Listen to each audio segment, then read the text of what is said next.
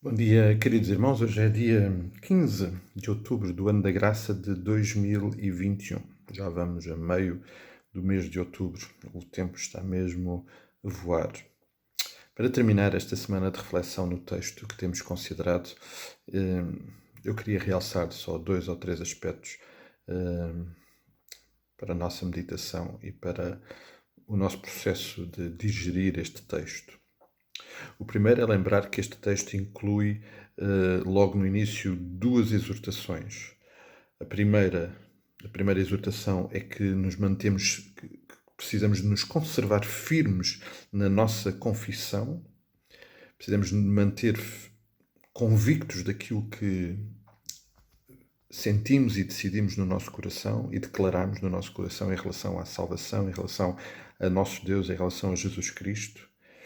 E no versículo 16, eu estou-me ainda a remeter aos versículos 14 a 16 do capítulo 4, e no versículo 16, outra exortação: acheguemo-nos, portanto, confiadamente, aproximemo-nos então ao trono da graça. Por esta razão, por estas 2 exortações, é claro que, primeiro, nós necessitamos de nos achegar ao trono da graça, ou seja, a nossa comunicação com o Pai é essencial e necessária. Isso precisa de acontecer na nossa experiência de fé, na nossa caminhada de crescimento espiritual. Aliás, algo que vamos agora já de seguida, na sequência do texto do capítulo 5, ser exortados. E esta tem que ser uma experiência diária e constante na nossa vida. Mas para além de tudo aquilo que nós já consideramos ao longo desta semana sobre este texto, a importância que este assunto precisa de ter e que, sinceramente, em relação a mim, eu sinto que nem sempre dou a atenção necessária a este assunto, ao facto de eu precisar de compreender, de me lembrar e de incluir no meu coração que quando eu me estou a dirigir ao Pai, Jesus está a cumprir o seu papel de sumo sacerdote e que sem ele, sem a sua intervenção, as minhas palavras não passam do teto do lugar onde eu estou. Para isso, precisamos de compreender a profundidade e a seriedade deste assunto. Eu estava-me a lembrar, amados, de que quando nós decidimos ter recursos de telecomunicações com um telemóvel, nós precisamos primeiro de ter um aparelho, não é? Que é universal, pode servir para qualquer operadora, mas depois precisamos de ter um contrato, algum tipo de contrato com uma operadora. Esse contrato vai acontecer no momento em que compramos um pequeno cartão, chamado cartão SIM, e que esse cartão nos dá acesso a termos um número e um processo de comunicação.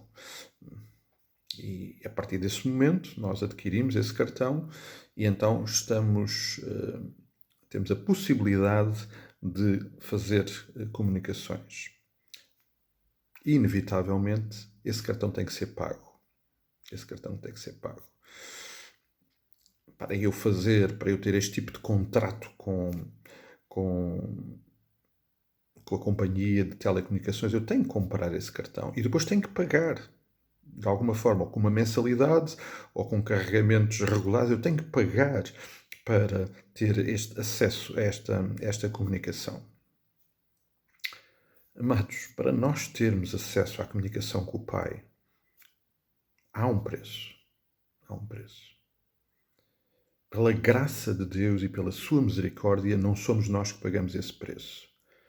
Mas a verdade é que não podemos esquecer que para nós podermos nos dirigir ao Pai com toda esta liberdade, com todo este privilégio, com toda esta abertura, com todos estes recursos de comunicação direto com o Pai, o Senhor Jesus teve que pagar um preço, porque foi lá na cruz que o véu se rasgou. Há um preço a pagar para nós termos acesso a esta comunicação. E eu não sei se estou sempre consciente disso cada vez que eu me volto para o Pai, cada vez que eu exercito e experimento esta comunicação com o Pai. Há um preço a pagar. Depois há um outro aspecto, amados, associado a este, inevitavelmente, é que quando nós estamos a fazer uma comunicação com o nosso telemóvel, provavelmente muitos de nós, e eu também não sou expert na matéria, não temos a noção de como é que isto funciona, não é? Mas para nós termos uma comunicação com qualquer outro aparelho, a comunicação faz via satélites, ou seja, a nossa comunicação vai a um satélite que anda lá em órbita e depois desce o sinal até ao telemóvel ou aparelho para quem nós estamos a ligar. Há um processo. Na maioria dos casos, creio eu, que acontece com os irmãos, quando eu estou a fazer uma chamada, eu não estou a pensar nisto. Bom, este é o meu sinal, cada vez que eu digo uma palavra, cada vez que há um microsegundo da minha comunicação, há um sinal que vai a um satélite, volta e vai até outro aparelho, para que nós possamos ter esta comunicação. Nós não estamos a pensar nisso. A verdade é que se o satélite não estiver lá, não há comunicação. Não há comunicação. Amados, se o Senhor Jesus não estiver presente e não cumprir este papel de sumo sacerdote, não há comunicação com o Pai. E nós temos que estar conscientes disso. Eu tenho que estar consciente que cada vez que me dirijo ao Pai, cada vez que eu falo com Deus, cada vez que eu volto o meu coração para Deus, cada vez que eu o adoro, cada vez que eu o celebro, cada vez que eu lhe entrego manifestações da minha adoração, isto teve um preço, isto tem um preço e tem uma intervenção permanente da parte do Senhor Jesus Cristo. Eu não posso esquecer isto, amados. E de tão importante que é, Deus, através deste capítulo e mais tarde no capítulo 10, vai continuar-nos a alertar-nos para este assunto tão importante. Não podemos esquecer, porque ignorar isso, não incluir isso, é inviabilizar o nosso processo de comunicação com o Pai. E eu sinceramente creio, estou a falar em meu nome pessoal, em partilha com os irmãos, tantas vezes ignoro esta realidade e tantas vezes menosprezo esta realidade. E nós não podemos fazer. É fatal para a nossa vida espiritual, é fatal para a nossa comunicação com Deus. Não esquecer o preço e não esquecer a intervenção permanente de Cristo na nossa comunicação com o Pai. Poderíamos olhar para este assunto e pensar, mas isto é tão elaborado, tão confuso. Pois este era o problema lá dos hebreus para quem esta carta originalmente estava a ser escrita. E é por isso que já de seguida eu convidava os irmãos para lerem, meditarem sobre os versículos 11 a 14 do capítulo 5. Se o Senhor permitir, no domingo vamos caminhar por este texto.